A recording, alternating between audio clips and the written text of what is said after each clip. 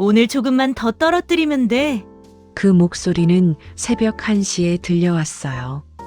낮고 부드럽고 아무렇지도 않은 목소리. 마치 내일 날씨를 말하듯. 도연은 그 순간을 아직도 생각해요. 만약 그날 밤 병실에 녹음기를 숨기지 않았더라면, 만약 그 소리를 듣지 못했더라면, 어머니는 지금쯤 어떻게 되어 있었을까? 오늘은 제가 오래 고민하다 꺼내는 이야기예요.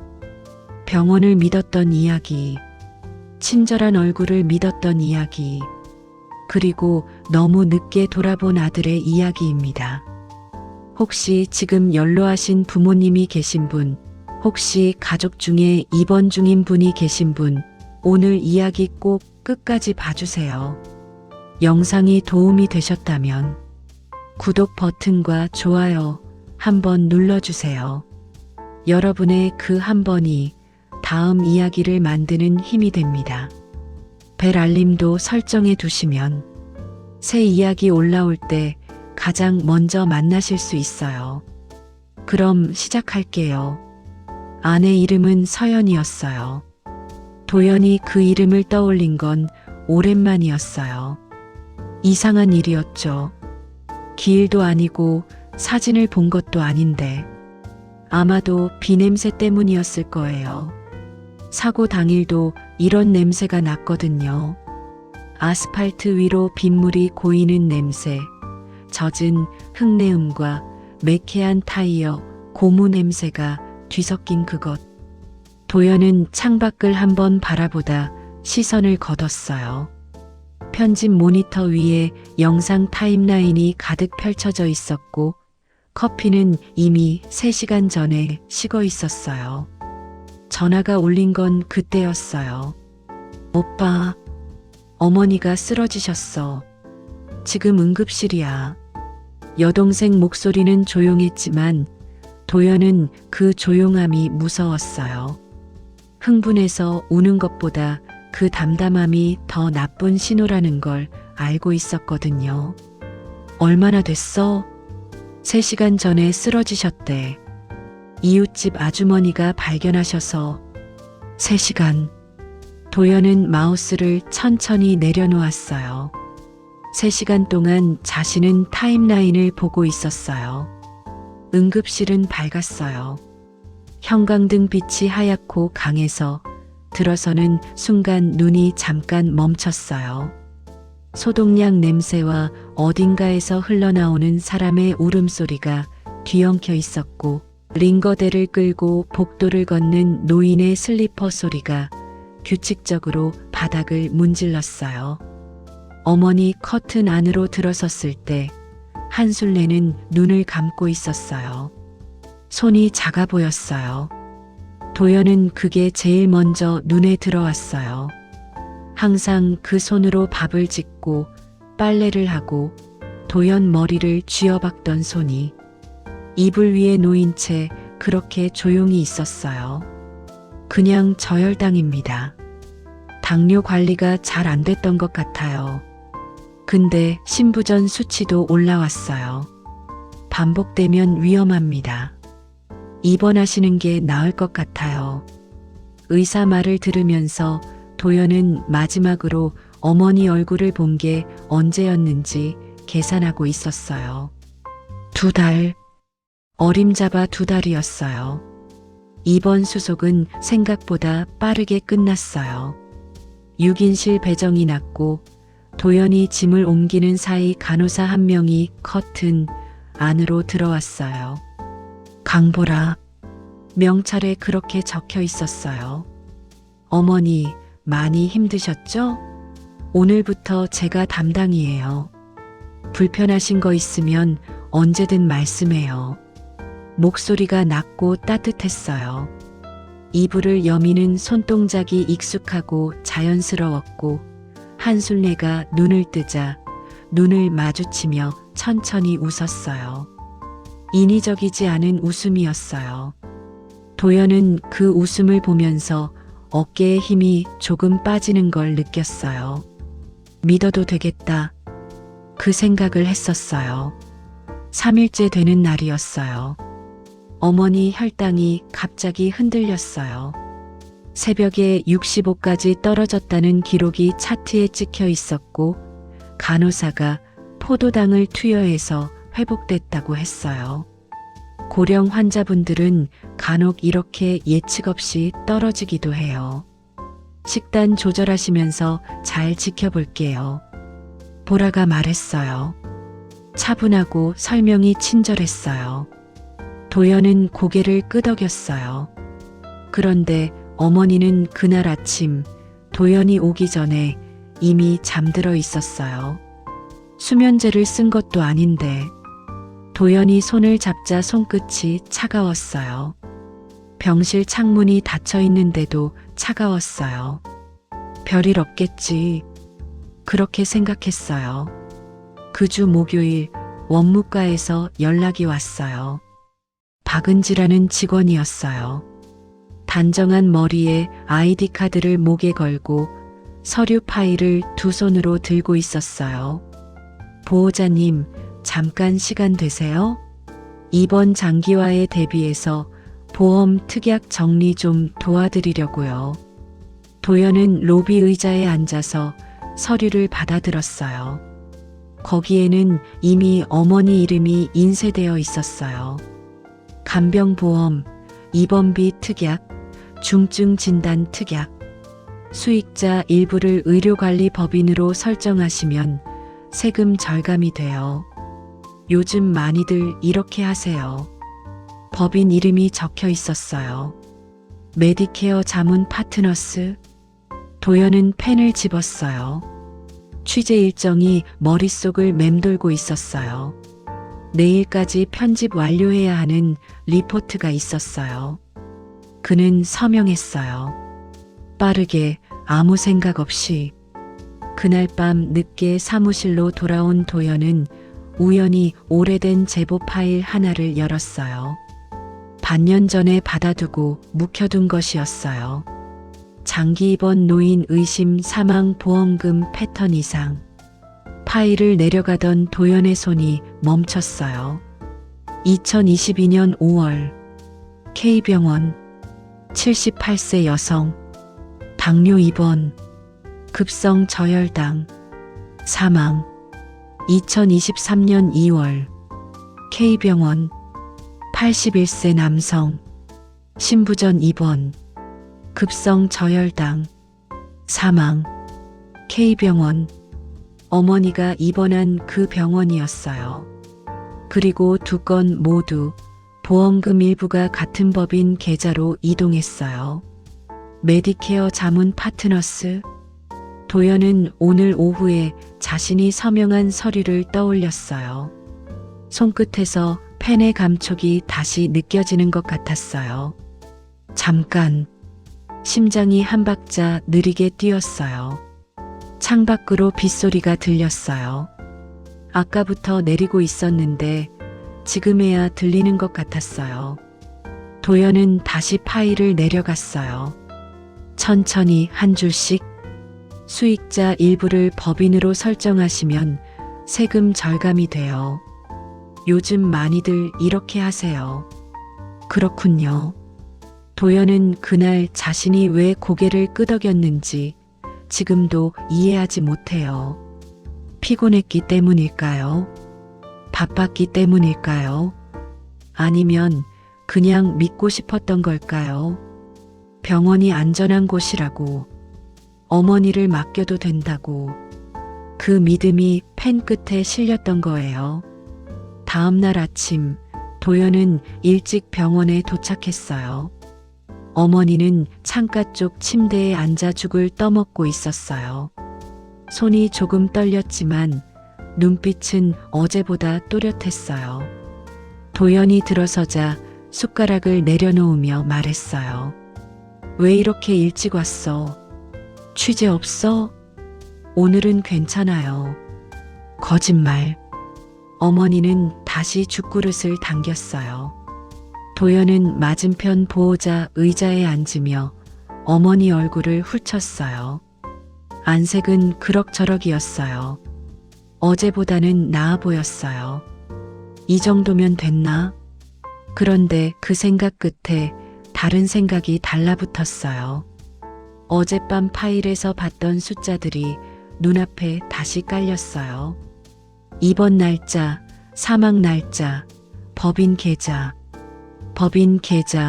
입원 날짜, 사망 날짜. 도연은 가방에서 수첩을 꺼냈어요. 엄마, 간호사 강보라 씨 어때요? 괜찮아요? 응. 친절해. 왜? 그냥요. 수첩에 받아 적었어요. 아무렇지 않은 척 손이 자연스럽게 움직이도록. 강보라. 이건 모두 동일 병동. 오전 취재 일정을 마치고 도연은 편집실 대신 자료실로 갔어요.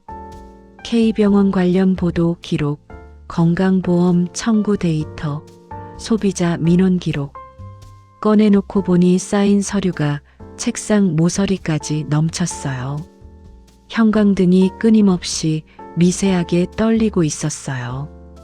오래된 형광등 특유의 진동, 조용한 방에서만 들리는 소리. 도연은 그 소리를 들으면서 페이지를 넘겼어요. 2022년 5월 78세 여성. 당뇨 신부전 복합 입원. 담당 간호조무사 강보라. 급성 저혈당 쇼크. 사망.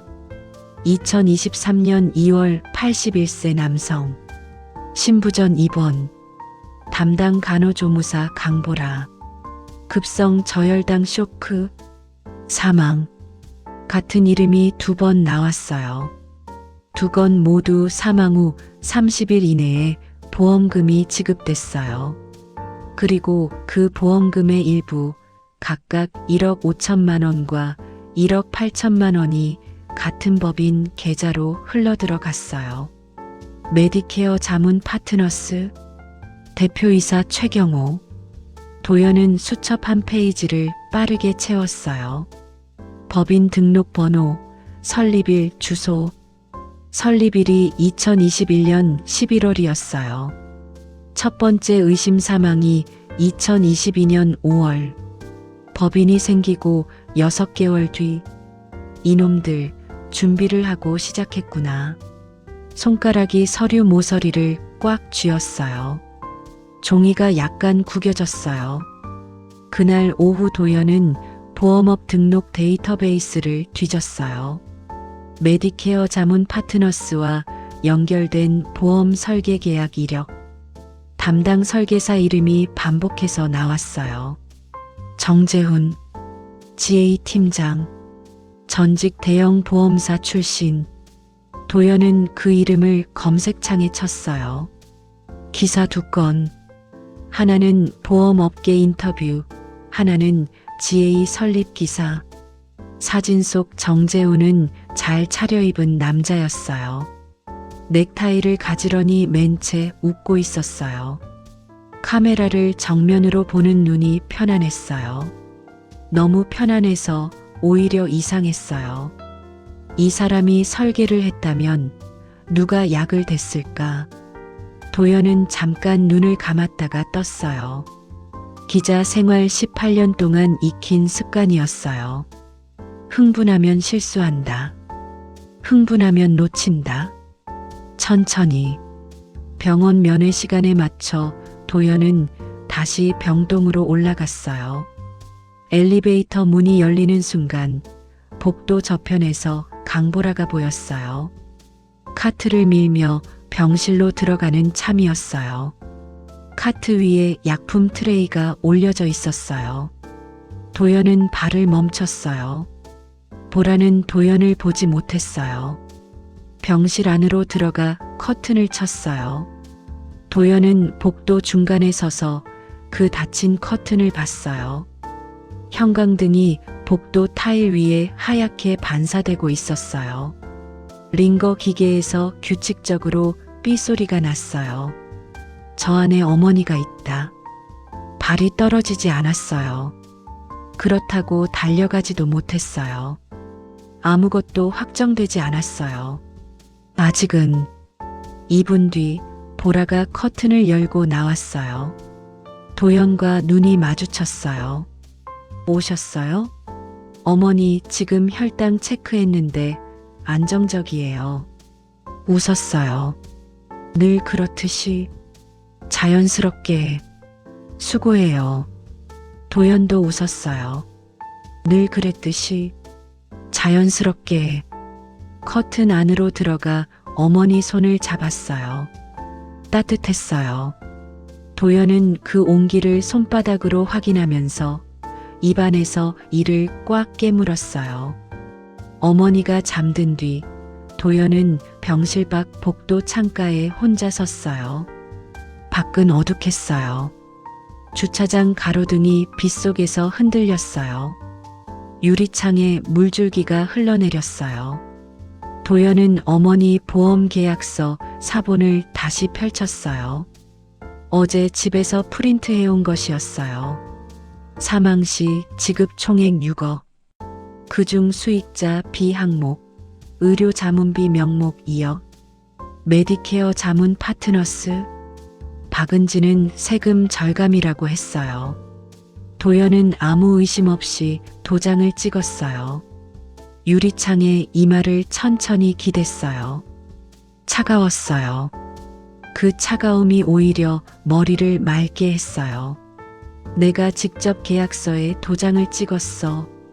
어머니 보험에 저 법인 계좌로 2억이 가도록. 21번 내쉬었어요. 이게 기사가 아니야. 이건 어머니 일이야. 빗소리가 유리창을 두드렸어요. 규칙적으로 쉬지 않고. 도연은 창에서 이마를 뗐어요. 계약서를 접어 재킷 안주머니에 넣었어요. 수첩을 꺼냈어요. 첫 페이지에 적었어요. 강보라, 정재훈, 최경호, 박은지. 이름 아래에 선 하나를 그었어요. 아직 몰랐어요. 이 선 아래에 한 명이 더 있다는 것을. 약을 직접 만지는 손이 따로 있다는 것을. 하지만 시작은 됐어요.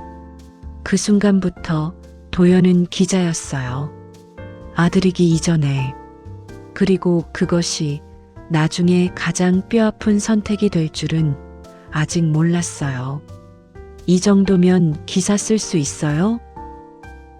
아직이요. 언제요?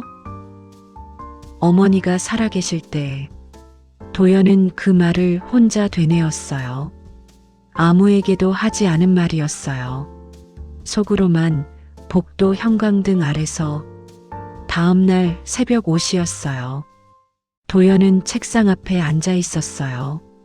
커피가 2잔이었어요. 하나는 다 마셨고 하나는 식어가고 있었어요. 노트북 화면에는 스프레드시트가 열려 있었어요. 보험계약 데이터, 법인 등기 기록, 건강보험 청구 명세, 숫자들이 빼곡하게 채워져 있었어요.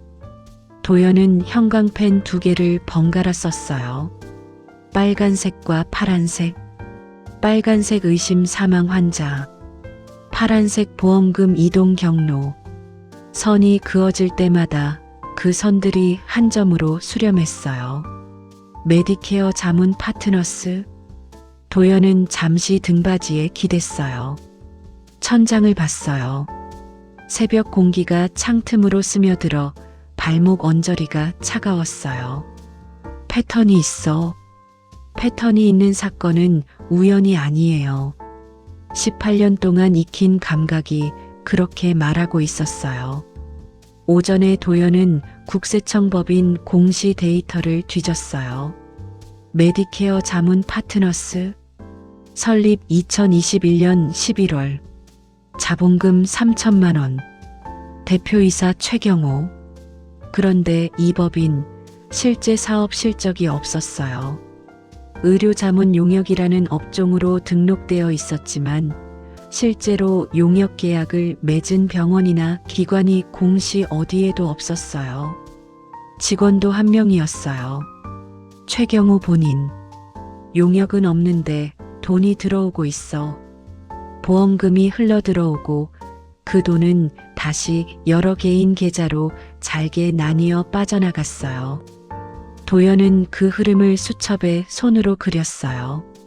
화살표를 그리다 보니 나무 모양이 됐어요. 뿌리에서 가지로 퍼져나가는 전형적인 세탁 구조야.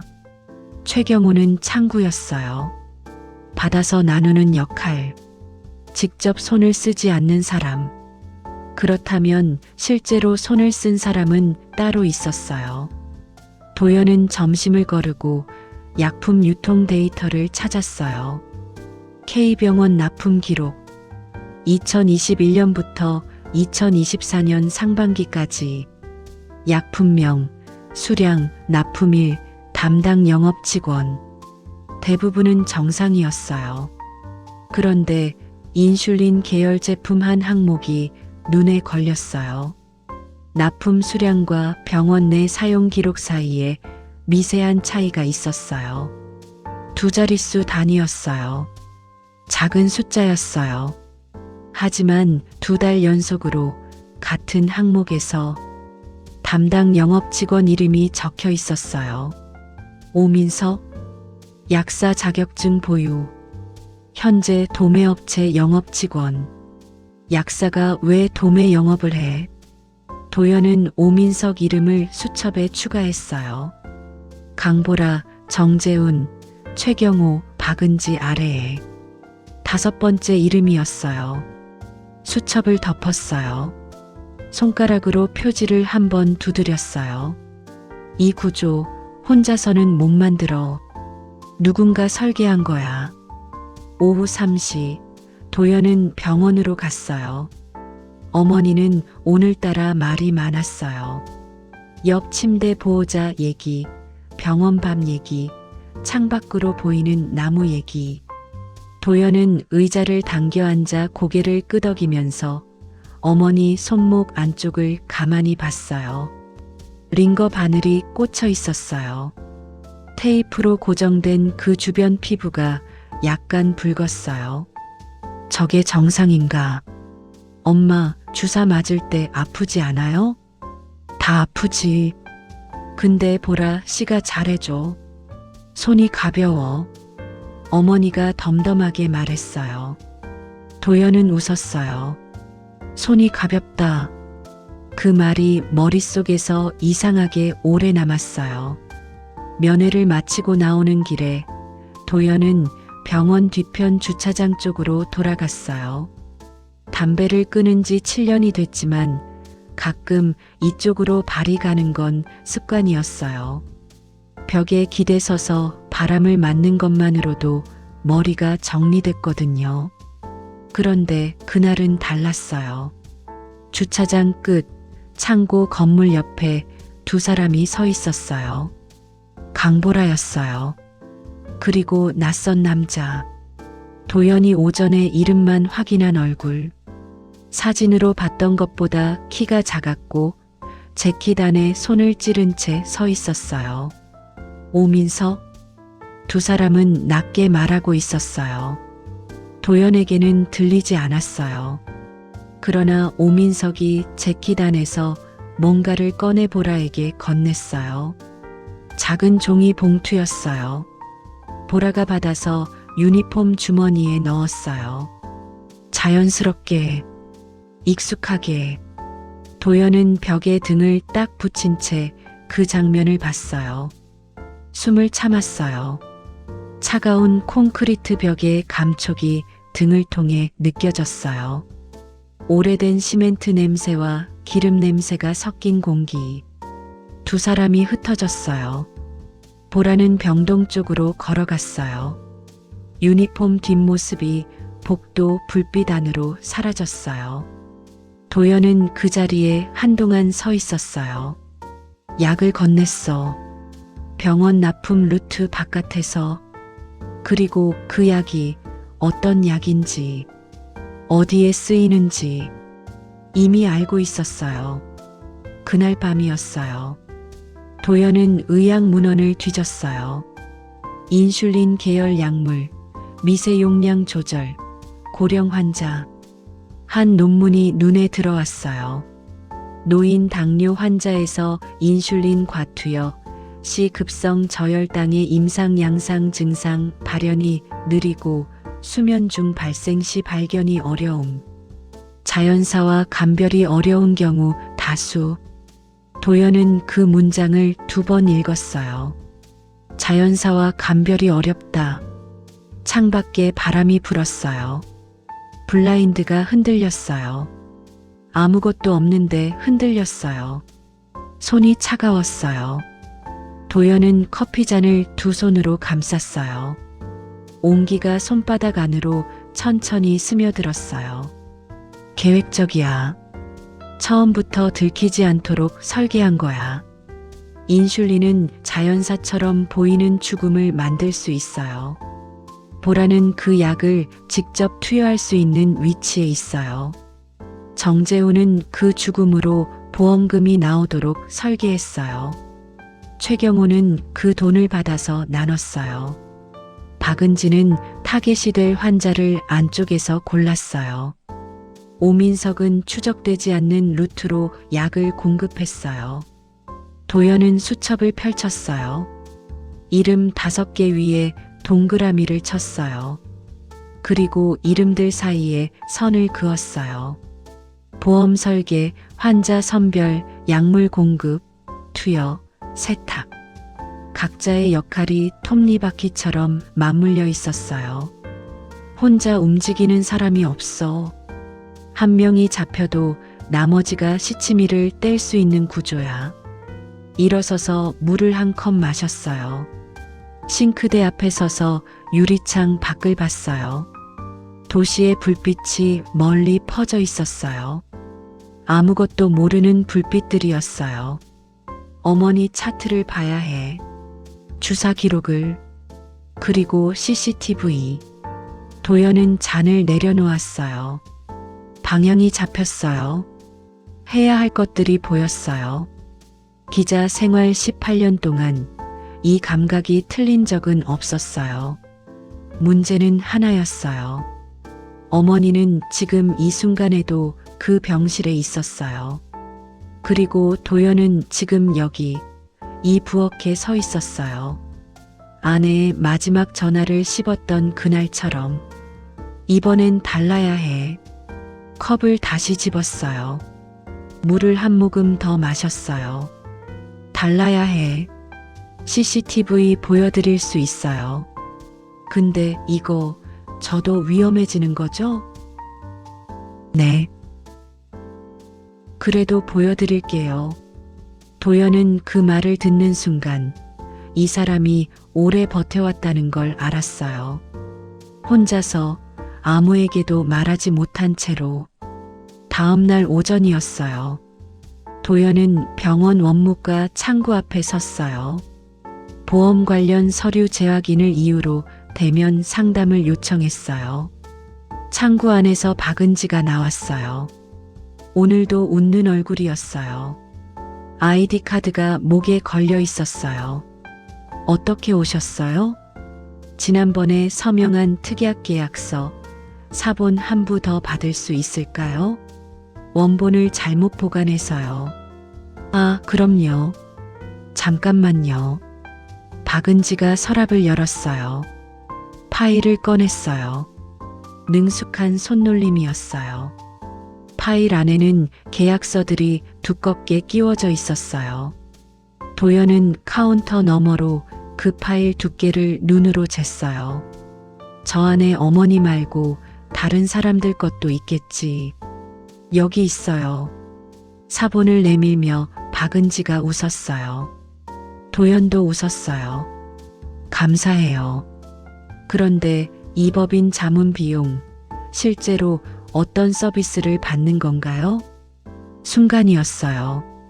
박은지의 눈동자가 아주 미세하게 흔들렸어요. 1초도 안 되는 순간이었지만 도연은 그것을 봤어요. 환자 케어 관련 외부 자문이에요. 병원에서 계약한 거라서 저는 자세한 내용은 잘 몰라요. 목소리는 여전히 편안했어요. 알고 있어. 모른 척 하는 거야. 도연은 서류를 접어넣으며 고개를 끄덕였어요. 아, 그렇군요. 감사합니다. 돌아서는 순간 등 뒤로 박은지의 시선이 느껴졌어요. 따라오는 것 같은 시선. 도연은 걸음 속도를 바꾸지 않았어요. 이틀이 지났어요. 도연은 약품 도매업체 쪽으로 범위를 좁혔어요.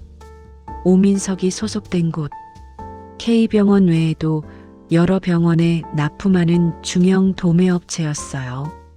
납품 기록과 실제 병원 사용 기록 사이의 오차, 2달 연속 같은 품목. 도연은 그 오차를 수량으로 환산했어요. 인슐린 계열 바이알 기준으로 월 12개에서 15개. 많지 않았어요. 그러나 그 15개가 어디로 갔는지가 문제였어요. 도연은 업체 재직자 중에 연락이 닿을 만한 사람을 찾았어요. 오래된 업계 인맥을 뒤졌어요. 한 사람이 걸렸어요. 4년 전 의약품 유통 비리 기사를 함께 작업했던 소스. 현재는 그 업체 물류팀에서 일하고 있었어요. 전화를 걸었어요. 나야. 이도현. 기자님, 오랜만이에요. 잠깐 볼 수 있어? 밥 살게. 짧은 침묵이 있었어요. 무슨 건이에요? 오민석 알아? 이번엔 침묵이 더 길었어요. 만남은 업체에서 멀리 떨어진 국밥집이었어요. 김이 피어오르는 뚝배기가 2개 놓였어요. 소스는 수저를 들지 않았어요.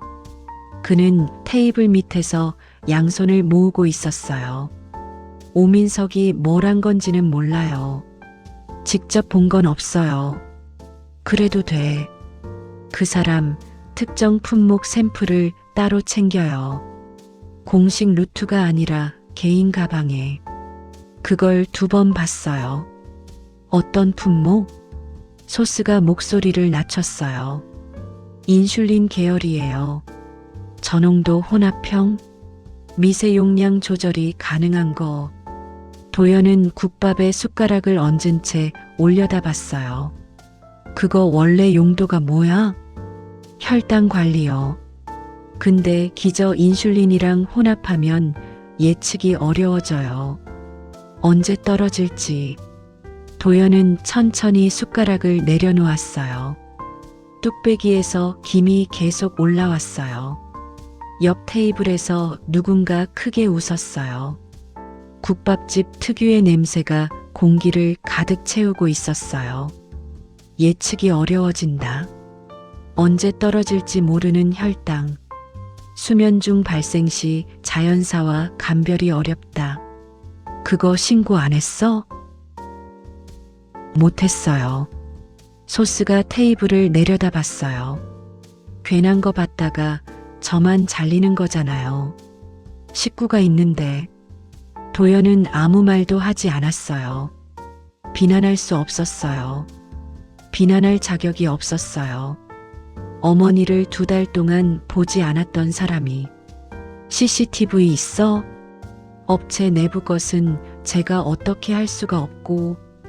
근데 납품 차량 블랙박스 파일은 담당자가 관리해요. 저한테 권한이 있어요. 소스가 처음으로 도연을 똑바로 봤어요. 보여드릴 수 있어요. 근데 이거 저도 위험해지는 거죠? 네. 도연은 짧게 답했어요. 거짓말하지 않았어요. 소스가 숨을 한번 들이켰어요. 그래도 보여드릴게요. 블랙박스 파일 안에 있었어요. K병원 납품 당일 오후 배송 완료 후 차량 정차 상태. 화면 속에서 오민석이 조수석 문을 열었어요. 보낸 가방에서 작은 봉투를 꺼냈어요. 차 밖으로 나갔어요. 2분 뒤 돌아왔어요. 빈손으로. 도연은 그 2분짜리 영상을 3번 돌려봤어요. 차가 정차한 위치, 병원 뒤편 주차장이었어요. 도연이 며칠 전 콘크리트 벽에 등을 기댔던 그 자리. 그리고 그 주차장 끝에 병동으로 이어지는 후문이 있었어요. 후문 안으로 들어가는 사람. 흰 유니폼. 화면이 흐렸지만 도연은 알았어요. 강보라야. 손이 저렸어요. 손가락 끝에서 시작된 저림이 손목까지 올라왔어요. 도연은 노트북 화면을 닫았어요. 열린 창문으로 바람이 들어왔어요. 커튼 끝이 천천히 흔들렸어요. 그날 밤 면회를 갔어요. 어머니는 창가에서 텔레비전을 보고 있었어요. 화면에서 트로트 가수가 노래하고 있었어요. 어머니가 무릎을 손으로 가볍게 두드리고 있었어요. 도연은 그 장면을 문 앞에서 잠깐 봤어요. 아무것도 모르는 얼굴이었어요. 노래를 들으며 무릎을 두드리는 81세 어머니의 얼굴. 저 사람들이 저 얼굴을 보고 타겟으로 골랐어. 도연은 들어가서 어머니 옆에 앉았어요. 뭐 봐요? 트로트. 너 이 사람 알아? 몰라요. 요즘 유명한 사람이야. 어머니가 볼륨을 조금 올렸어요. 도연은 텔레비전을 바라보면서 아무 말도 하지 않았어요. 어머니 손 위에 손을 얹었어요. 어머니가 힐끗 쳐다봤어요. 아무 말 없이 손을 가만히 뒀어요. 창밖으로 도시의 불빛이 켜지고 있었어요. 조금만 버텨요, 엄마.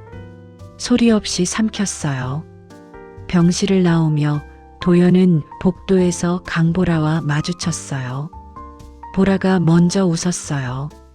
오늘 어머니 상태 좋으세요. 혈당도 안정적이고 다행이네요. 도연도 웃었어요. 두 사람이 스쳐 지나갔어요. 도연이 두 걸음 걷다가 멈췄어요. 저 주머니 안에 뭐가 들어있을까? 뒤를 돌아보지 않았어요. 엘리베이터 버튼을 눌렀어요. 문이 닫혔어요. 증거가 필요해. 움직이는 순간의 증거가. 도연은 핸드폰을 꺼냈어요. 화면에 메모를 열었어요. 짧게 쳤어요. 병실 내부. 녹음. 엘리베이터가 1층에 멈췄어요. 문이 열렸어요. 도연은 나오면서 재킷 안주머니의 수첩을 손끝으로 짚었어요. 종이의 감촉이 느껴졌어요. 아직 한 칸이 비어 있었어요. 그 칸을 채우는 건 이제 시간 문제였어요. 오늘 조금만 더 떨어뜨리면 돼. 그 목소리를 처음 들었을 때 도연은 숨을 쉬지 않았어요. 1초, 2초, 3초. 숨을 쉬면 소리가 멈출 것 같았어요. 그 목소리가 사라질 것 같았어요. 사라지면 안 됐어요. 녹음기를 숨긴 건 3일 전이었어요. 손바닥보다 작은 것이었어요.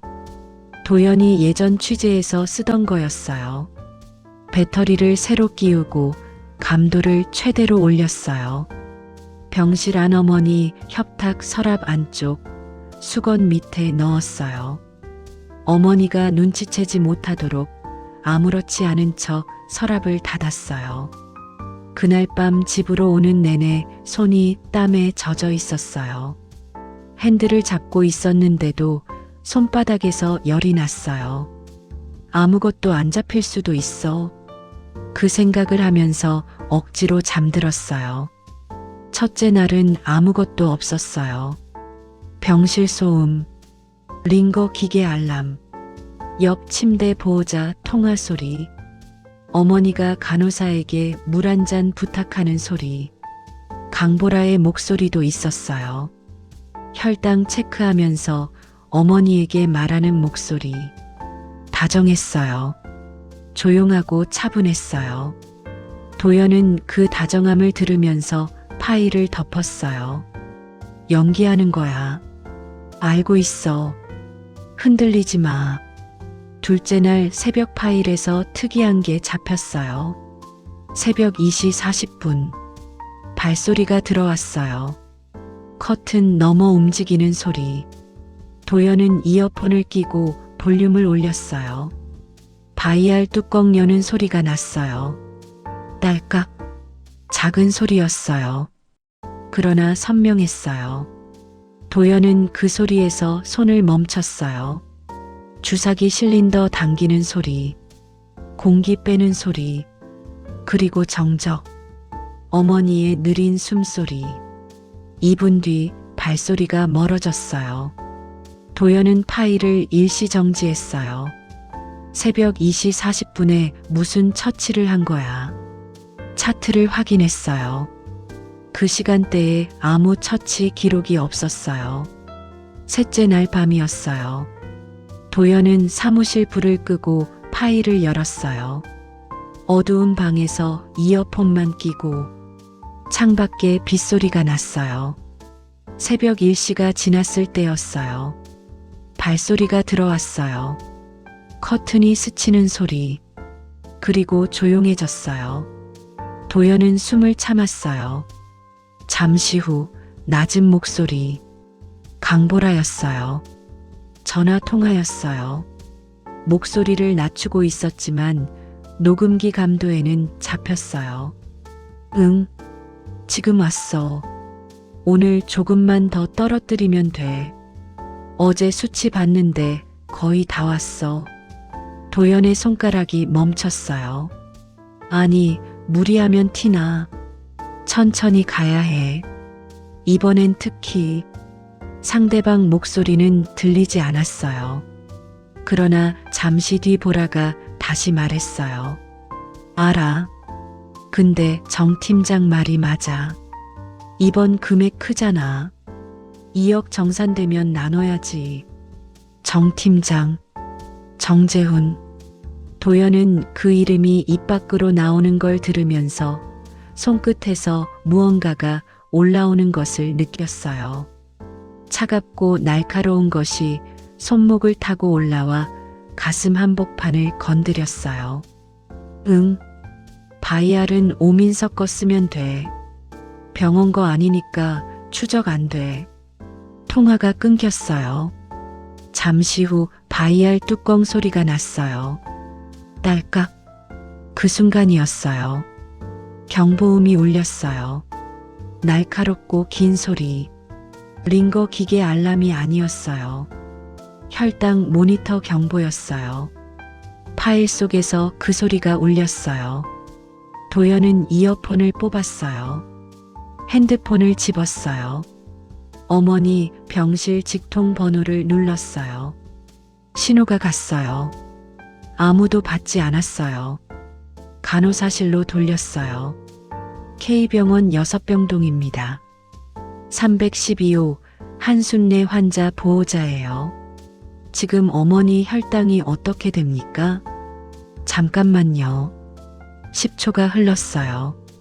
도연은 그 10초 동안 재킷을 입었어요. 차 열쇠를 집었어요. 보호자님, 지금 혈당이 낮게 측정됐어요. 의료진이 처치 중입니다. 얼마나요? 28이에요. 도연은 전화를 끊었어요. 계단을 뛰어 내려갔어요. 병원까지 11분이었어요. 도연은 8분 만에 도착했어요. 차를 주차장 입구에 세웠어요. 뛰었어요. 복도를 달리는 발소리가 타일 바닥에 울렸어요. 엘리베이터 문이 닫히려는 순간 손을 끼워 넣었어요. 3층에서 문이 열렸어요. 병실 앞에 의료진 2명이 있었어요. 링거 카트가 복도에 나와 있었어요. 커튼이 쳐져 있었어요. 도연은 걸음을 멈췄어요. 커튼 안에서 소리가 났어요. 짧고 날카로운 지시 소리, 기계음, 링거 조절하는 소리. 강보라가 복도에 서 있었어요. 눈이 빨갰어요. 울었거나 우는 척이거나. 도연과 눈이 마주쳤어요. 보호자님, 지금 처치 중이에요. 갑자기 많이 떨어지셨어요. 제가 바로 발견해서 다행이에요. 목소리가 떨렸어요. 도연은 아무 말도 하지 않았어요. 보라의 얼굴을 봤어요. 그 눈물을 봤어요. 그리고 유니폼 주머니를 봤어요. 주머니가 비어 있었어요. 아까까지 들어있던 것이 이미 쓴 거야. 입술을 다물었어요. 이를 꽉 깨물었어요. 턱 근육이 조였어요. 커튼 안에서 소리가 잦아들었어요. 의사가 나왔어요. 회복됐어요. 포도당 투여했고 지금은 안정됐습니다. 고령이라 반복되면 위험하니까 내일 담당 주치의 선생님이랑 다시 얘기해 봐야 할 것 같아요. 감사합니다. 도연의 목소리는 평탄했어요. 의사가 돌아갔어요. 강보라가 말했어요. 다행이에요. 정말. 네. 도연은 커튼 안으로 들어갔어요. 어머니가 누워 있었어요. 눈을 감고 있었어요. 입술이 창백했어요. 링거줄이 팔에 2개 꽂혀 있었어요. 도연은 어머니 옆에 앉았어요. 손을 잡았어요. 차가웠어요. 손끝이 얼음처럼 차가웠어요. 눈을 한번 감았다 떴어요. 오늘은 넘겼어. 그러나 내일 밤이 있었어요. 그리고 그 다음 날 밤도. 도연은 어머니 손을 2 손으로 감쌌어요. 온기를 나눠주듯이 아주 천천히. 여기 있어요, 엄마. 소리 없이 말했어요. 녹음 파일은 재킷 안주머니 핸드폰 안에 있었어요. 보라의 목소리가, 정재훈의 이름이, 오민석의 이름이, 2억이라는 숫자가 다 있었어요. 그러나 도연은 그것을 지금 꺼내지 않았어요. 어머니 손이 먼저였어요. 지금 이 순간만큼은. 병실 창밖으로 비가 내리고 있었어요. 가로등 불빛이 빗속에서 번졌어요. 도연은 그 빛을 보면서 아내를 생각했어요. 서연을 생각했어요. 그날 밤 응급실, 혼자 누워있던 서연. 도연이 특종 현장에서 전화를 씹고 있을 때, 미안해. 소리 내지 않았어요. 그러나 어머니 차가운 손이 도연의 손 안에서 조금씩 따뜻해지는 것을 느끼면서 도연은 눈이 뜨거워지는 것을 막지 않았어요. 비가 창을 두드렸어요. 오늘 밤은 여기 있었어요. 도연아, 너 많이 힘들지? 아니에요. 거짓말. 어머니는 항상 알았어요. 말하지 않아도, 웃고 있어도 그 눈이 항상 먼저 알았어요. 그래서 더 무서웠어요. 어머니가 아무것도 모른다는 게. 다음 날 아침이었어요. 도연은 병원 주치의 면담 자리에 앉아 있었어요. 의사는 차트를 보며 말했어요. 반복 저혈당이 문제예요. 어제 28까지 떨어진 건 위험한 수준입니다. 신부전 수치도 올라오고 있고요. 인슐린 용량을 다시 조정해야 할 것 같아요. 원인이 뭡니까? 고령 환자분들은 이렇게 예측 없이 떨어지기도 해요. 식이 조절이나 활동량 변화, 약물 반응 개인차 때문에. 도연은 의사 얼굴을 봤어요. 진심으로 말하고 있었어요. 이 사람은 몰랐어요. 아무것도. 당신이 모르는 게 있어요. 목구멍까지 올라왔지만 삼켰어요. 아직이었어요. 지금 꺼내면 병원 전체가 긴장하고 보라가 눈치채고 증거가 사라질 수 있었어요. 수사 착수 전에 조직이 흩어지면 끝이었어요. 알겠습니다. 잘 부탁드립니다. 의사실을 나오면서 도연은 복도 한쪽 벽에 잠깐 등을 기댔어요. 눈을 감았어요. 조금만 더 버텨줘야 해, 엄마. 사무실로 돌아온 도연은 녹음 파일을 다시 열었어요. 세 번째로 듣는 것이었어요. 오늘 조금만 더 떨어뜨리면 돼. 정 팀장 말이 맞아. 2억 정산되면 나눠야지. 바이알은 오민석 거 쓰면 돼. 병원 거 아니니까 추적 안 돼. 파일을 멈췄어요. 이걸 들고 지금 경찰서로 가면 어떻게 될까? 도연은 그 시나리오를 머릿속으로 돌려봤어요. 녹음 파일 하나. 통화 상대방 확인 불가. 오민석과의 접선 영상은 흐릿하고 블랙박스 영상 속 유니폼만으로는 강보라 특정이 어려워요. 차트 기록에는 새벽 투여 흔적이 없어요. 없는 게 아니라 지운 거겠지만 보라가 울며 말했어요. 갑자기 떨어졌어요. 변호사를 세우면 막아낼 수 있는 구조였어요. 증거가 부족해. 책상을 손으로 짚었어요.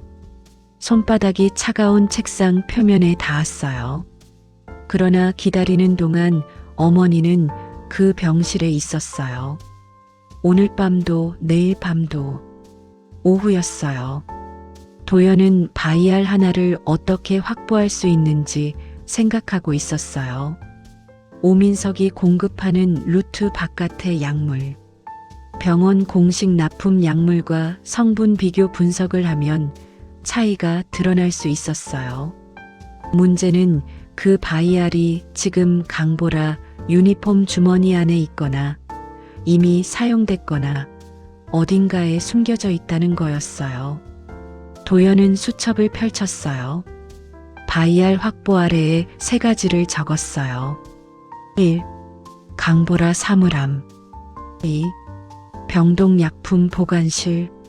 3. 투여 직후 회수된 빈 바이알. 세 가지 모두 도연 혼자서는 접근이 불가능한 곳이었어요. 수첩을 덮었어요. 누가 안에 있어야 해. 그때 전화가 왔어요. 소스였어요. 기자님, 저 방금 이상한 거 봤어요. 목소리가 낮았어요. 어딘가 좁은 공간에서 거는 것 같은 소리였어요. 무슨 거? 오민석이 오늘 K병원 납품이 없는 날인데 차를 몰고 갔어요. 제가 우연히 봤거든요. 혼자서. 도연은 수첩을 다시 폈어요. 몇 시에? 오후 2시 좀 넘어서요. 보낸 가방 들고 있었어요. 납품이 없는 날 보낸 가방. 지금 어디 있어요? 업체요. 근데 기자님, 저 이제 좀 무서워요. 오민석이 저한테 요즘 눈치 보는 것 같거든요. 도연은 잠깐 눈을 감았어요. 이 사람이 흔들리면 증거가 사라져. 지금 당장 아무것도 하지 마요. 평소처럼만 있어요. 절대 오민석 앞에서 이상한 티 내면 안 돼요. 네. 내가 빠르게 움직일게요. 전화를 끊었어요. 빠르게 움직여야 했어요. 그러나 무엇을 어떻게? 아직 한 칸이 비어 있었어요. 그날 밤 면회를 갔어요. 어머니는 자고 있었어요. 도연은 협탁 서랍을 열어 녹음기를 꺼냈어요. 배터리를 교체하고 다시 수건 밑에 넣었어요. 손이 빠르게 움직였어요. 어머니가 눈을 떴어요. 왔어? 응. 자요, 엄마. 뭐 하는 거야, 거기서? 수건 정리요. 어머니가 잠깐 도연을 봤어요. 도연은 자연스럽게 웃었어요. 도연아, 너 많이 힘들지? 아니에요. 거짓말. 어머니가 눈을 다시 감으며 말했어요. 얼굴에 다 써 있어. 도연은 아무 말도 못했어요. 어머니 얼굴을 봤어요. 눈을 감은 채 숨을 고르는 얼굴. 오늘 안색이 어제보다 더 나빠 보였어요. 볼이 더 꺼져 있었어요. 얼마나 더 기다려야 하는 거야. 조용히 의자를 당겨 앉았어요. 어머니 손을 잡았어요. 어머니는 아무 말도 하지 않았어요. 도연의 손을 뿌리치지도 않았어요. 그냥 뒀어요. 그 손 놓지 않음이 도연에게는 가장 긴 말이었어요. 집으로 돌아오는 길이었어요. 신호에 걸려 차를 세웠어요. 빨간불이 켜져 있었어요. 횡단보도 위로 사람들이 지나갔어요. 우산을 쓴 사람, 후드를 뒤집어 쓴 사람, 뛰어가는 사람. 도연은 핸들 위에 두 손을 올려놓은 채 그 사람들을 봤어요. 아무도 서로를 보지 않았어요. 각자 어딘가를 향해 걷고 있었어요. 3년 전 그날 밤도 이랬을 거예요. 서연이 혼자 횡단보도를 건너다 차에 치이던 그 순간에도 세상은 그냥 돌아가고 있었을 거예요. 누군가 신호를 기다리고, 누군가 뛰어가고, 누군가 핸드폰을 보고 있었겠지요. 그리고 도연은 취재 현장에서 서연의 전화를 씹고 있었어요. 미안해, 서연아. 신호가 바뀌었어요. 차가 움직였어요. 도연도 엑셀을 밟았어요. 근데 이번엔 달라. 이번엔 거기 있었어요. 어머니 곁에. 그러나 그 생각이 채 가라앉기도 전에 다른 생각이 올라왔어요. 거기 있는 것만으로는 부족해. 어머니를 지키는 것과 이 조직을 무너뜨리는 것. 두 가지를 동시에 해야 했어요. 그리고 지금 도연에게는 아직 결정적인 물증이 없었어요. 녹음 파일, 블랙박스 영상, 보험 계좌 흐름. 그것들이 퍼즐 조각이라면 아직 가운데가 비어 있었어요. 바이알이야. 그 바이알 하나가 필요해. 집에 도착했어요. 현관문을 열고 들어서는데 발에 뭔가 걸렸어요. 안에 서연의 운동화였어요. 3년이 지났는데 아직 현관 한켠에 있었어요. 치우지 못했어요. 도연은 그 운동화를 내려다봤어요. 한참 봤어요. 그리고 천천히 몸을 낮춰 운동화를 가지런히 놓았어요. 삐뚤게 놓여있던 것을 바르게. 조금만 더야. 중얼거렸어요. 서연에게 하는 말인지, 어머니에게 하는 말인지, 자신에게 하는 말인지 몰랐어요. 셋 다였을 거예요. 그날 밤 11시였어요. 도연은 책상에 앉아 노트북을 보고 있었어요. 화면 위에 보험 계좌 흐름도, 수첩 사진, 녹음 파일 타임라인이 펼쳐져 있었어요.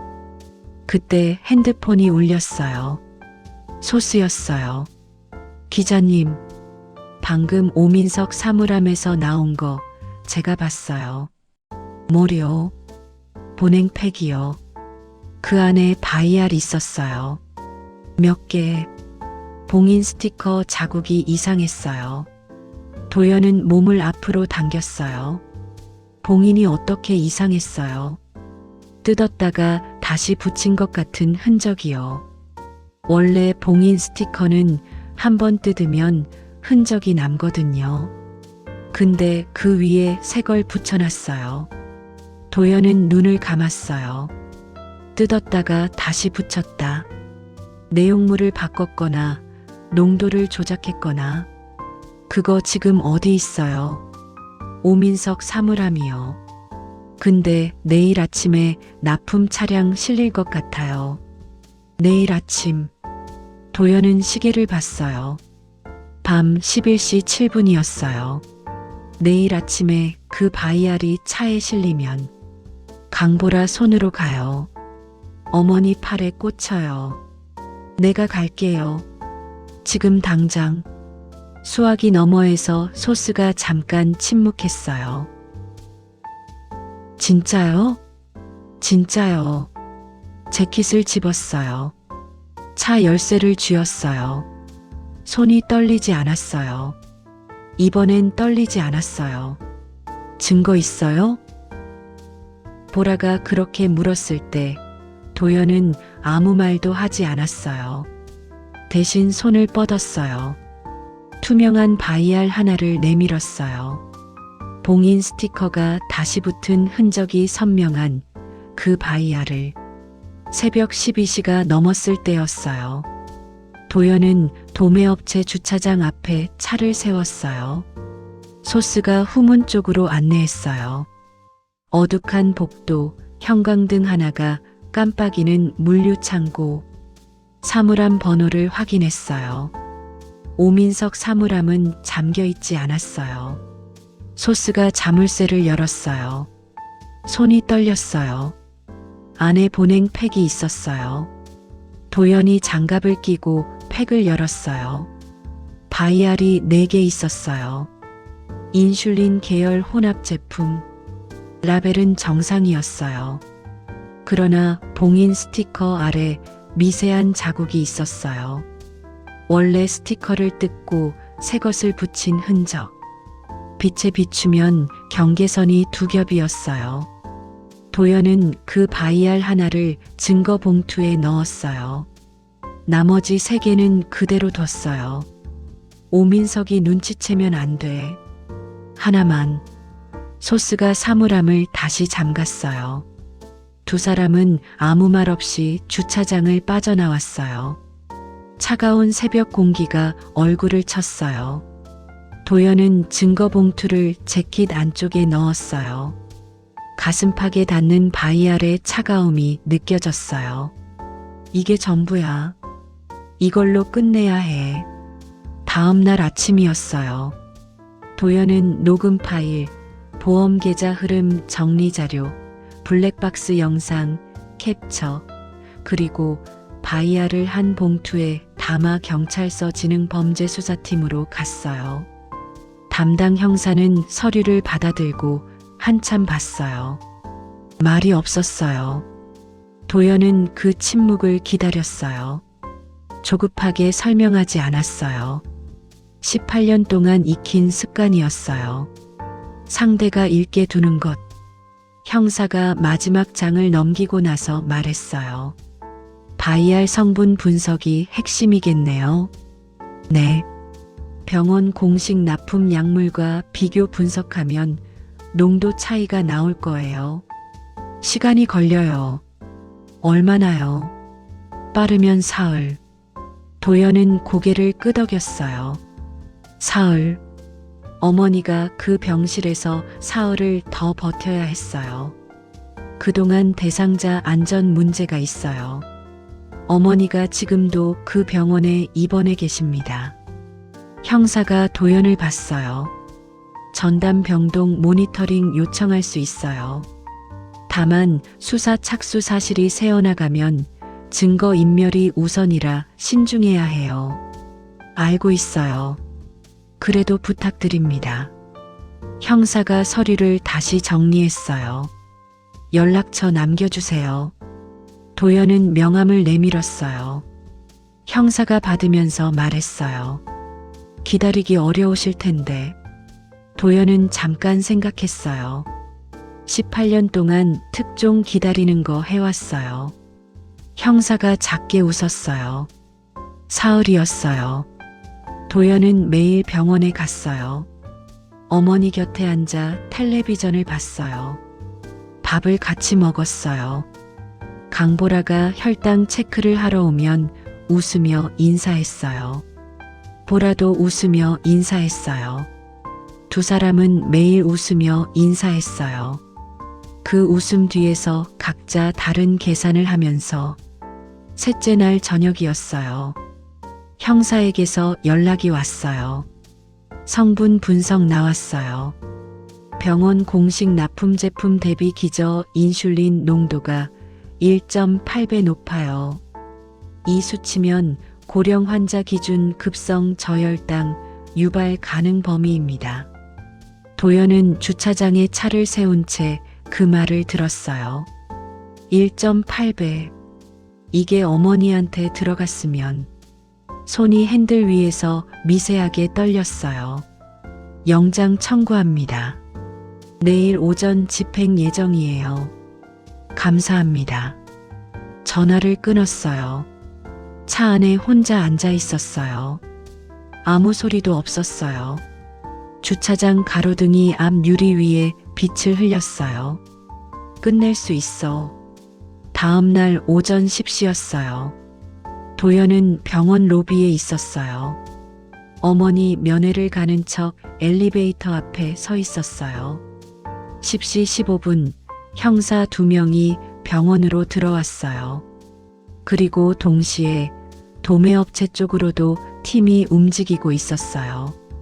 정재훈 사무실, 최경우 법인, 박은지 자택. 도연은 그것을 알고 있었지만 그 자리에 없었어요. 어머니 병실 옆 복도에 서 있었어요. 형사들이 6병동으로 올라오는 소리가 들렸어요. 엘리베이터 문이 열렸어요. 강보라가 복도 끝에서 카트를 밀다가 그들을 봤어요. 1초였어요. 보라의 얼굴이 굳었어요. 카트 손잡이를 쥔 손이 하얗게 변했어요. 그러나 보라는 뛰지 않았어요. 도연은 그게 이상했어요. 뛸 줄 알았는데. 형사가 다가갔어요. 강보라 씨, 잠깐 동행해 주십시오. 보라는 카트에서 손을 뗐어요. 유니폼 주머니에 손을 넣었다가 뺐어요. 아무것도 없었어요. 빈손이었어요. 그리고 도연을 봤어요. 복도 저편에 서 있는 도연을. 표정이 없었어요. 화도 놀람도 아니었어요. 그냥 알았다는 눈빛이었어요. 도연은 그 눈빛을 피하지 않았어요. 형사 옆에서 보라가 걷기 시작했을 때 복도를 지나치며 도연 앞에 잠깐 멈췄어요. 증거 있어요? 낮고 차분한 목소리였어요. 떨지 않았어요. 도연은 재킷 안주머니에 손을 넣었어요. 증거 봉투를 꺼내지 않았어요. 대신 말했어요. 네. 그게 전부였어요. 보라가 1초 도연을 봤어요. 그리고 걸었어요. 형사 옆에서 고개를 들고 끝까지 고개를 들고 조사 과정에서 드러난 것들이었어요. 정재훈은 첫 조사에서 모든 것을 부인했어요. 변호사를 선임했고 말 한마디를 신중하게 골랐어요. 그러나 녹음 파일에서 그의 이름이 나왔어요. 보라의 목소리가 정 팀장이라고 불렀어요. 통화 기록 조회에서 그날 새벽 1시 7분 강보라 번호로 6분 통화 기록이 나왔어요. 정재훈은 세 번째 조사에서 입을 열었어요. 최경우는 법인 계좌 내역 앞에서 말을 잃었어요. 4년간 3건, 총 5억 2천만 원이 법인을 통해 분배됐어요. 숫자가 거짓말을 못했어요. 박은지는 울었어요. 자신은 영업을 했을 뿐이라고, 사람이 죽을 줄은 몰랐다고. 그러나 그녀가 보관하던 서류 파일 안에는 타겟 환자 선별 기준표가 있었어요. 그녀의 필체로 메모가 적혀 있었어요. 80세 이상, 독거 혹은 보호자 부재, 중증 특약 가입 가능. 오민석은 가장 먼저 협조했어요. 빚이 있었고 처음엔 돈이 필요했고 어느 순간부터는 빠져나올 수 없었다고 했어요. 눈물 없이 말했어요. 건조하게, 마치 자신의 이야기가 아닌 것처럼. 그리고 강보라였어요. 보라는 끝까지 말하지 않았어요. 바이알에 대해서, 새벽 투여에 대해서, 녹음 파일의 목소리가 자신이라는 것에 대해서. 형사가 성분 분석 결과를 내밀었어요. 1.8배 농도, 봉인 스티커 이중 흔적, 새벽 2시 40분 병실 출입 기록. 보라는 그것들을 봤어요. 차례로, 천천히. 그리고 말했어요. 증거 있어요? 형사가 녹음 파일을 틀었어요. 오늘 조금만 더 떨어뜨리면 돼. 보라의 목소리였어요. 본인의 목소리였어요. 보라는 그 소리를 들으면서 테이블 위 손을 가만히 뒀어요. 손이 떨리지 않았어요. 이 사람은 끝까지 이럴 거야. 형사가 바이알을 내밀었어요. 봉인 스티커가 두 겹인 그 바이알. 그때였어요. 처음으로 보라의 눈빛이 흔들렸어요. 아주 잠깐이었어요. 1초도 안 됐어요. 그러나 그것으로 충분했어요. 형사가 조서를 폈어요. 도연은 그 결과를 형사에게 전화로 전해들었어요. 병원 복도였어요. 어머니 병실 앞 창가에 서서 전화를 받았어요. 형사의 목소리가 하나씩 결과를 읽었어요. 강보라, 정재훈, 최경호, 박은지, 오민석. 5 이름이 차례로 나왔어요. 4년간 3건 의심 사망. 도연은 전화를 끊고 창밖을 봤어요. 하늘이 맑았어요. 평범하게 맑았어요. 구름이 천천히 흘렀어요. 아무 일도 없었다는 듯이 끝났어. 그 2 글자가 가슴 안에서 퍼졌어요. 통쾌해야 했어요. 그러나 도연은 그 자리에 서서 아무 말도 못했어요. 통쾌함 아래에 다른 것이 있었어요. 무겁고 조용한 것이. 아직 이름을 붙이지 못한 감정이. 내가 서명하지 않았더라면. 그 생각이 올라왔어요. 처음부터 도연이 박은지 앞에서 아무 생각 없이 도장을 찍지 않았더라면, 2달 동안 어머니를 보지 않지 않았더라면, 어머니는 애초에 타겟이 됐을까? 대답할 수 없는 질문이었어요. 창 너머 구름이 흘렀어요. 도연은 눈을 한번 감았다가 뜨고 병실 문을 열었어요. 도연아? 응. 밥 먹었어? 그게 전부였어요. 영웅의 귀환도 눈물의 포옹도 없었어요. 어머니는 그냥 물었어요. 밥 먹었냐고. 도연은 그 질문이 세상에서 가장 긴 말처럼 들렸어요. 체포 이틀 뒤였어요.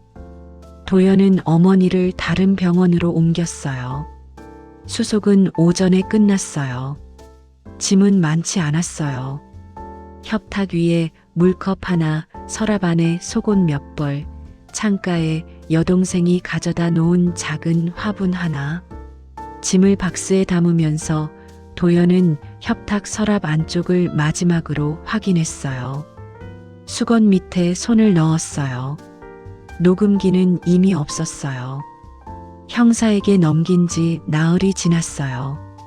손가락 끝에 아무것도 닿지 않았어요. 도연은 그 빈 감촉을 잠깐 느꼈어요. 서랍을 닫았어요. 새 병원은 조용했어요. 4인실이었어요. 창문 너머로 작은 공원이 보였어요. 나무가 몇 그루 있었어요. 아직 잎이 다 나지 않은 나무들이었어요. 까지만 앙상하게 뻗어 있었어요.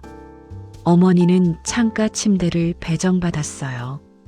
짐을 정리하고 나서 도연은 의자를 당겨 앉았어요. 어머니는 창밖 나무를 보고 있었어요. 좋다. 어머니가 말했어요. 뭐가요? 나무. 저 나무 곧 잎 나오겠다. 도연은 그 나무를 봤어요. 앙상한 가지들이 바람에 미세하게 흔들렸어요. 그러겠네요. 짧은 침묵이 흘렀어요. 어머니가 말했어요. 도연아, 그 간호사 잡혔다며. 도연은 어머니를 봤어요. 어머니는 여전히 창밖을 보고 있었어요. 어떻게 알았어요? 여동생한테 들었어. 나한테 숨길 생각이었어? 좀 안정되면 말하려고 했어요. 어머니가 도연 쪽으로 고개를 돌렸어요. 도연은 그 눈을 마주 봤어요. 많이 힘들었겠다. 괜찮아요. 거짓말.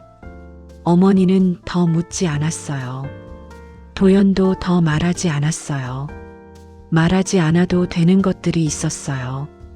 새벽 일시 녹음기 소리, 혈당 28이라는 숫자, 주차장 콘크리트 벽에 등을 기댔던 밤들. 어머니한테 그것들을 설명할 필요는 없었어요. 어머니는 살아 있었어요. 그걸로 됐어요. 오후에 여동생이 왔어요.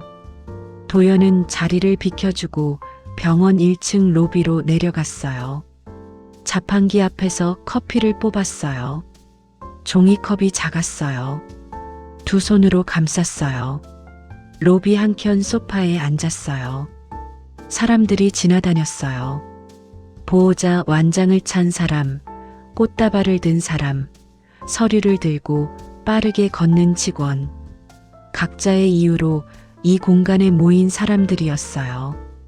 도연은 그 사람들을 보면서 커피를 마셨어요. 끝났어. 며칠째 그 생각을 하고 있었어요. 그런데 이상했어요. 끝났다는 말이 가볍지가 않았어요. 무언가를 다 드러낸 자리에 흙이 남아있는 것처럼 가슴 어딘가에 눅눅하게 가라앉은 것이 있었어요. 내가 서명하지 않았더라면. 그 생각이 또 올라왔어요. 도연은 커피를 마시며 그 생각을 밀어내지 않았어요. 이번엔 그냥 뒀어요. 올라오게 뒀어요. 박은지가 서류를 내밀던 로비. 도연이 펜을 짚던 손. 취재 일정이 머릿속을 맴돌던 그 순간. 2분도 안 걸린 서명이었어요. 그 2분이 어머니를 타겟으로 만들었는지 아닌지 여전히 알 수 없었어요. 어머니는 입원해 있었고 보라는 그 병동에 있었고 조건이 맞으면 누구든 골랐을 거예요. 그러나 그것이 도연의 죄책감을 지워주지는 않았어요. 지워지지 않는 것들이 있었어요. 저녁 무렵 도연은 병실로 다시 올라갔어요. 여동생은 먼저 갔어요. 어머니는 저녁을 반쯤 먹고 기대에 누워 있었어요. 도연이 들어서자 눈을 떴어요. 아직 있었어? 응. 집에 가. 너도 쉬어야지. 조금 이따 갈게요. 도연은 의자를 당겨 앉았어요. 어머니 손을 잡았어요. 어머니 손이 따뜻했어요. 3주 전 처음 응급실에서 잡았을 때 차갑던 손이 지금은 따뜻했어요. 도연은 그 온기를 손바닥으로 천천히 확인했어요. 엄마. 응. 나 취재 좀 줄이려고요. 어머니가 아무 말도 안 했어요. 국장한테 말했어요. 당분간 장거리 출장 없는 거로. 여전히 침묵이었어요. 도연은 어머니 얼굴을 봤어요. 눈을 감고 있었어요. 잠든 건지 듣고 있는 건지 알 수 없었어요. 너무 늦었나? 혼잣말처럼 했어요. 잠시 후 어머니가 말했어요. 안 늦었어. 작은 소리였어요. 그러나 분명하게 들렸어요. 도연은 고개를 숙였어요. 눈이 뜨거워지는 것을 느꼈어요. 막지 않았어요. 이번엔 막지 않았어요. 밤이 깊었어요. 어머니가 잠들었어요. 도연은 일어서서 짐을 챙겼어요. 가방을 메면서 어머니 얼굴을 한번 봤어요. 고르게 숨을 쉬고 있었어요. 창밖으로 공원 가로등이 켜져 있었어요. 아까 낮에 봤던 그 앙상한 나무가 불빛 안에 서 있었어요. 바람이 가지를 흔들고 있었어요. 저 나무 곧 잎 나오겠다. 어머니 말이 다시 들리는 것 같았어요. 도연은 가방 끈을 고쳐 쥐었어요. 병실 문을 열기 전에 잠깐 멈췄어요. 재킷 안주머니에 손을 넣었어요. 수첩이 있었어요. 꺼내지 않았어요. 손끝에 종이 감촉만 느꼈어요. 수첩 안에는 5개의 이름이 있었어요. 동그라미 쳐진 이름들. 그 이름들 위에 도연이 그은 선들. 그 선들이 이제 다른 사람 손으로 넘어갔어요. 검사의 손으로, 법정의 손으로. 도연이 할 일은 끝났어요. 그리고 시작해야 할 일이 있었어요. 집으로 오는 길이었어요. 신호에 걸렸어요. 도연은 창밖을 봤어요. 편의점 불빛이 보도블록 위에 길게 누워 있었어요. 가게 안에서 아르바이트생이 진열대를 정리하고 있었어요. 아무것도 아닌 장면이었어요. 그런데 그게 좋았어요. 아무것도 아닌 장면이 눈에 들어오는 것이 신호가 바뀌었어요. 도연은 엑셀을 밟으면서 라디오를 켰어요. 음악이 흘러나왔어요. 잘 모르는 노래였어요. 그냥 뒀어요. 집에 도착했어요. 현관문을 열었어요. 어두웠어요. 불을 켰어요. 좁은 현관이 밝아졌어요. 서연의 운동화가 있었어요. 도연은 그 앞에 멈췄어요. 며칠 전 바르게 놓았던 그 운동화. 그대로 있었어요.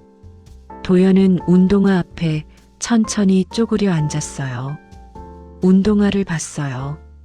옆면이 조금 닳아 있었어요. 서연이 즐겨 신던 것이었어요. 왼발이 조금 더 많이 닳아 있었어요. 서연이 왼발에 힘을 주고 걷는 버릇이 있었거든요. 손을 뻗어 운동화를 살짝 건드렸어요. 서연아. 소리 내지 않았어요. 나 오늘도 늦진 않았어. 눈을 한번 감았다가 떴어요. 일어섰어요. 외투를 걸었어요. 가방을 내려놓았어요. 부엌으로 가서 냉장고를 열었어요. 안이 거의 비어 있었어요. 계란 3개, 오래된 두부, 반쯤 남은 김치. 계란을 꺼냈어요. 프라이팬을 올렸어요. 기름이 달궈지는 소리가 났어요. 치직, 치직. 계란이 프라이팬 위에 펴지는 소리. 냄새가 났어요. 고소하고 평범한 냄새가. 도연은 그 앞에 서서 계란이 익는 것을 봤어요. 위험은 끝났어요. 조직은 무너졌어요. 어머니는 살아 있었어요. 그러나 서연은 없었어요. 죄책감은 다 사라지지 않았어요. 2달 동안 어머니를 보지 않았던 것도, 전화를 씹었던 것도, 지워지지 않는 것들은 여전히 거기 있었어요. 그냥 안고 가는 거였어요. 가벼워지지 않아도 조금씩 앞으로 걸어가는 거였어요. 계란이 다 익었어요. 도연은 접시에 덜었어요. 밥을 떠서 식탁에 앉았어요. 혼자였어요. 조용했어요. 그러나 오늘은 그 조용함이 나쁘지 않았어요. 숟가락을 들었어요. 밥을 먹었어요. 창밖으로 밤이 깊어가고 있었어요. 봄이 왔어요. 어머니 병실 창밖 나무에 잎이 났어요. 연두색 작은 잎들이었어요. 바람이 불면 일제히 흔들렸어요. 어머니는 그 나무를 매일 봤어요. 도연은 일주일에 3번 왔어요. 올 때마다 밥을 같이 먹었어요. 어머니가 먹다 남긴 반찬을 도연이 마저 먹었어요. 어머니가 잔소리를 했어요. 도연은 고개를 끄덕였어요. 어머니가 어느 날 말했어요. 이 나무 이름이 뭔지 알아? 모르는데요. 나도 몰라. 근데 예쁘네. 도연은 그 나무를 봤어요. 이름 모를 나무가 창가에서 바람에 흔들리고 있었어요. 예뻤어요. 그걸로 됐어요.